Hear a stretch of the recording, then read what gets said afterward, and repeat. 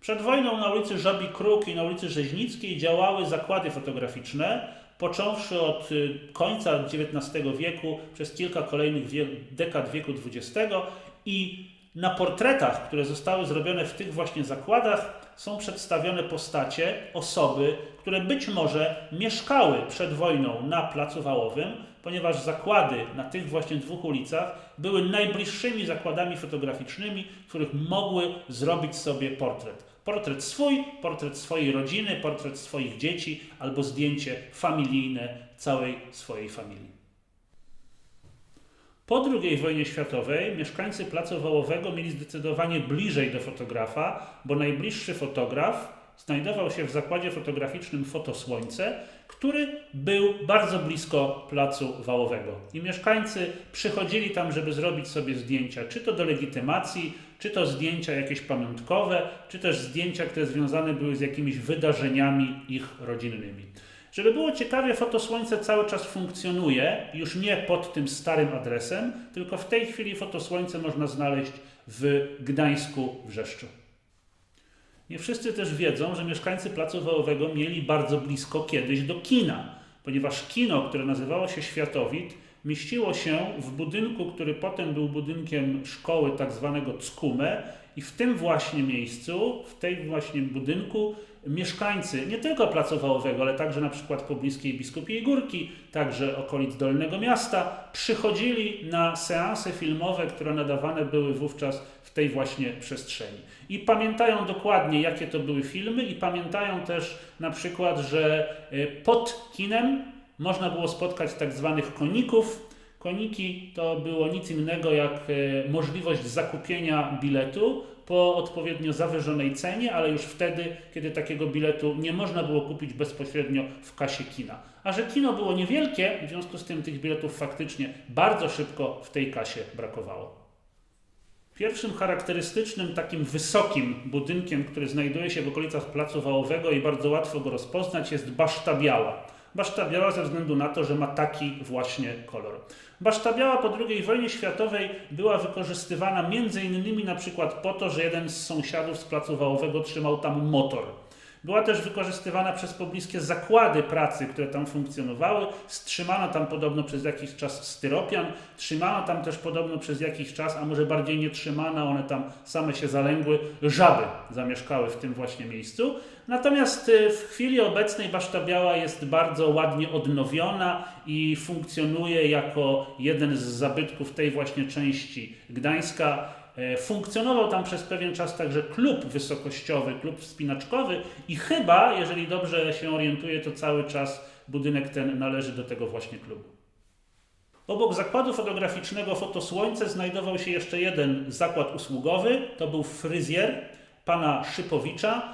Wchodząc do tego zakładu można było się poczuć jak w przedwojennym zakładzie fryzjerskim, bo miało to jeszcze wyposażenie takie właśnie. Mieszkańcy Placu Wałowego, chodząc tam oczywiście, korzystali z podstawowej usługi, czyli strzyżenia. Pan Szypowicz był bardzo dobrze nastawiony do dzieciaków. Jeżeli dzieciaki przychodziły, żeby się ostrzyc, to czasami dawały mu 5 zł, a pan Szypowicz strzygł ich za 2 zł, a 3 zł mówił: masz tutaj chłopcze, dziewczynko, zostanie ci na lody.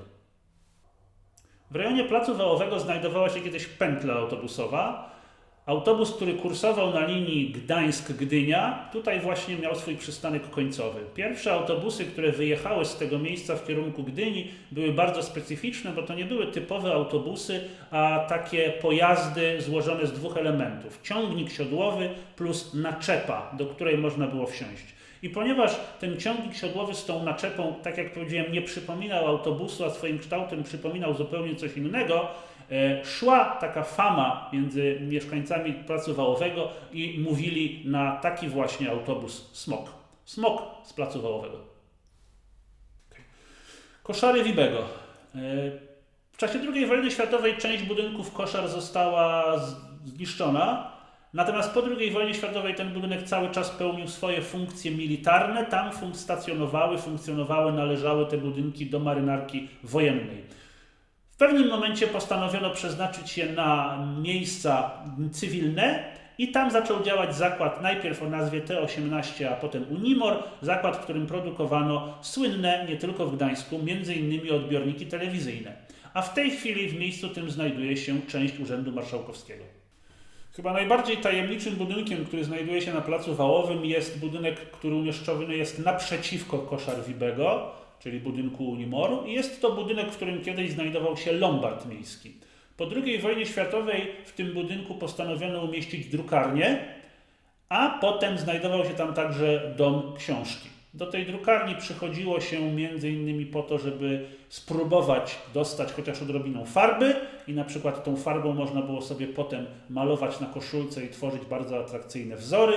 Próbowano też w tym budynku, kiedy była składnica księgarska, kupować podręczniki, ale panie, które wówczas tam pracowały, mówiły, że one tutaj wyłącznie stanowią zaopatrzenie dla księgarni i nie sprzedają tychże książek w wersji takiej jednostkowej dla poszczególnych kupujących, więc i tak, pomimo tego, że lombard znajdował się bardzo blisko Placu Wałowego, to po taki podręcznik trzeba się było udać do księgarni w centrum Gdańska.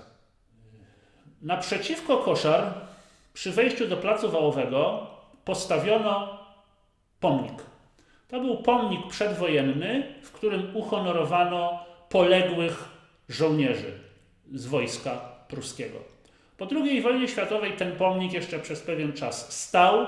Dzieci, które bawiły się na Placu Wałowym, korzystały z tego pomnika, uwielbiały się na niego wspinać. To było też dobre miejsce na spotkania, gdzie się spotykamy na Placu Wałowym przy pomniku.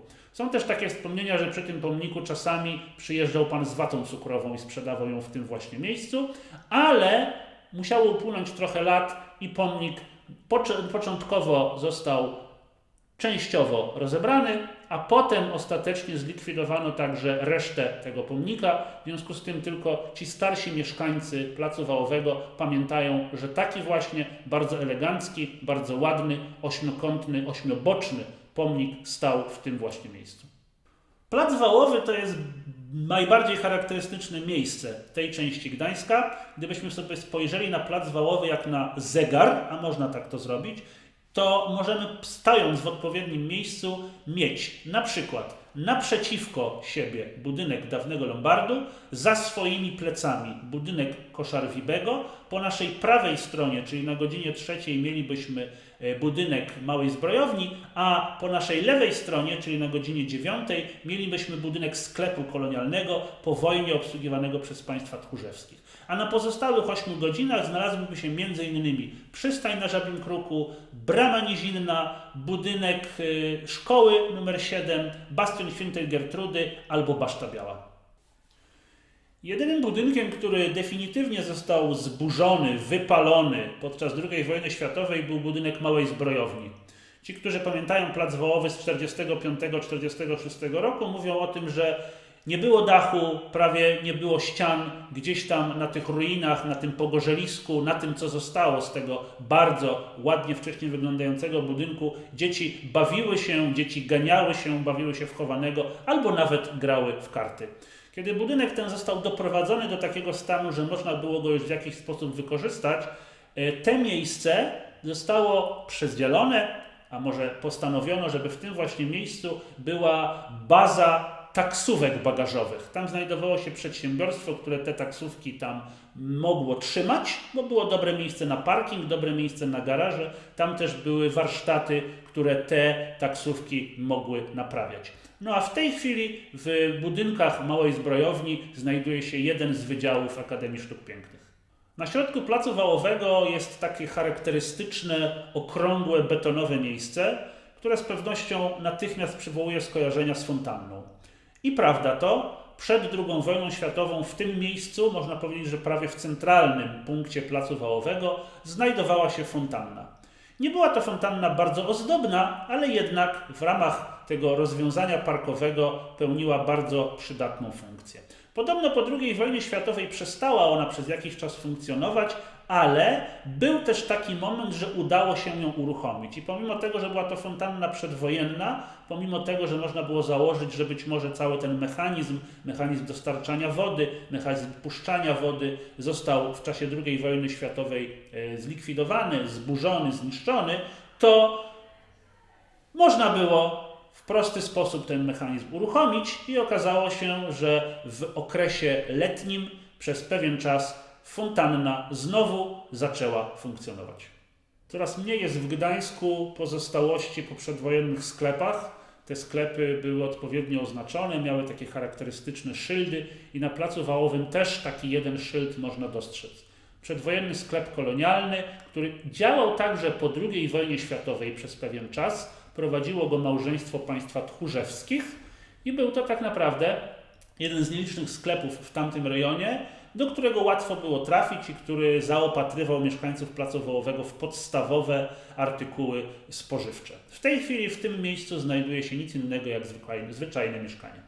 Z Bastionem Świętej Gertrudy związane są wspomnienia dotyczące zabaw, gier i czasów relaksu, bo tak naprawdę pod Bastionem Świętej Gertrudy chodziło się łowić ryby, na fosie, kiedy tylko woda była na niej zamarznięta, chodziło się po prostu grać w hokeja albo jeździć na łyżwach. Sam bastion ze względu na to, że był bardzo wysoki, służył zimą za tor saneczkowy, a latem też można było na nim, w tym bastionie, po jego powierzchni zjeżdżać na przykład na kartonach.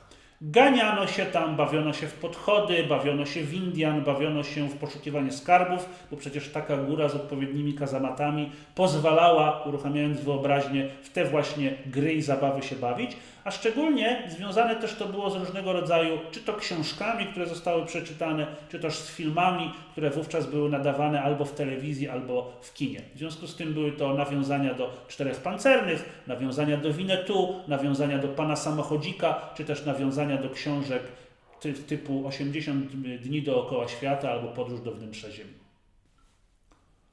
Fosa, błędnie nazywana opływem Motławy, to było takie miejsce, gdzie na przykład można było nauczyć się pływać, no bo gdzie jak nie w fosie, skoro była blisko. Tam także w fosie, bardzo blisko, znajdowało się pewne miejsce, na które mieszkańcy Placu Wołowego mówili plaża.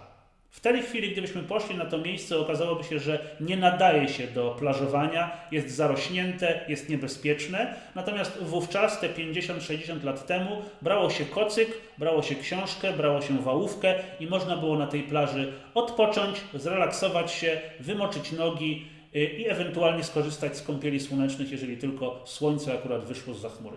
Przystań na Żabim Kruku. Z jednej strony przystań na Żabim Kruku to oczywiście skojarzenie z kajakami, to oczywiście skojarzenie z relaksem, gdzie można taki kajak wypożyczyć, ale z drugiej strony przystań na Żabim Kruku to także miejsce, gdzie organizowane były różnego rodzaju zajęcia, imprezy, festyny, między innymi dla młodzieży i dzieci z Placu Wałowego. I są takie wspomnienia, gdzie te dzieci uwielbiały na przykład festyny organizowane z okazji 1 czerwca, czyli na Dzień Dziecka, bo było wtedy dużo różnego rodzaju konkursów, dużo różnego rodzaju zabaw. W tej chwili może brzmi to dziwnie i śmiesznie, ale wówczas jedną z popularnych zabaw były na przykład wyścigi w workach, albo drugą popularną zabawą, konkursem, gdzie rywalizowali między sobą, była gra wyścigi polegające na tym, że trzymając łyżeczkę w ustach, a na łyżeczce trzymając jajko, trzeba było dokonać w czasie biegu odpowiedniego slalomu pomiędzy wyznaczonymi punktami. No i oczywiście wygrywał ten, kto dobiegł jako pierwszy, ale drugim warunkiem, który by trzeba było spełnić, żeby wygrać te zawody, było oczywiście dowiezienie takiego jajka w całości. Przez Bramę Nizinną był, i cały czas też jest, ale wówczas odbywał się ruch z Olszynki w kierunku rynku, który znajdował się na Chmielnej i ci, którzy ogrodnicy, rolnicy mieli coś do sprzedania, przez tę właśnie Bramę Nizinną przejeżdżali, żeby te swoje płody rolne dostarczyć w poniedziałki i czwartki na rynek na Chmielnej. Sama brama wykorzystywana była przez pewien czas przez młodzież z Placu Wałowego i okolic. Tam był zwyczajny klub młodzieżowy. Spotykano się tam, żeby zająć się na przykład majsterkowaniem, żeby zająć się radiotechniką, żeby zająć się spotkaniem przy muzyce, przy graniu na instrumentach, a także robieniu mniejszych lub większych jakichś wydarzeń na świeżym powietrzu. W tej chwili w budynku tym znajduje się klub morski Zejman. Szkoła podstawowa nr 7. Szkoła podstawowa nr 7, najbliższa szkoła dla mieszkańców Placu Wałowego, chociaż pomimo tego, że znajdowała się ona tak blisko tej części Gdańska, to niektóre dzieci potrafiły się do niej spóźnić. Najczęściej spóźniały się te, które mieszkały najbliżej, czyli można powiedzieć przez płot. Była też taka zabawa, którą uwielbiały dzieci wybiegające ze szkoły. Kiedy była duża przerwa, kiedy był czas, że można było wybiec na zewnątrz, robili takie wyścigi. To znaczy wybiegając z tej szkoły przez główne drzwi, próbowali dobiec do ściany naprzeciwko i wygrywał ten, kto najszybszy, który był najbardziej sprawny, dobiegał do tej ściany, zaklepywał to miejsce, no i w ten sposób, można powiedzieć, wygrywał ten wyścig. Wyścig się powtarzał, znowu ktoś kolejny dobiegał do ściany i znowu można było powiedzieć, że on jest zwycięzcą. Potem w budynku tym znajdowała się też szkoła zawodowa związana z pobliskimi zakładami, czyli z Unimorem, to tam właśnie szkolono przyszłych pracowników tych właśnie zakładów. Są tacy mieszkańcy Gdańska, którzy twierdzą, że w piekarni Majchrowskiego jest najzdrowszy i najlepszy chleb.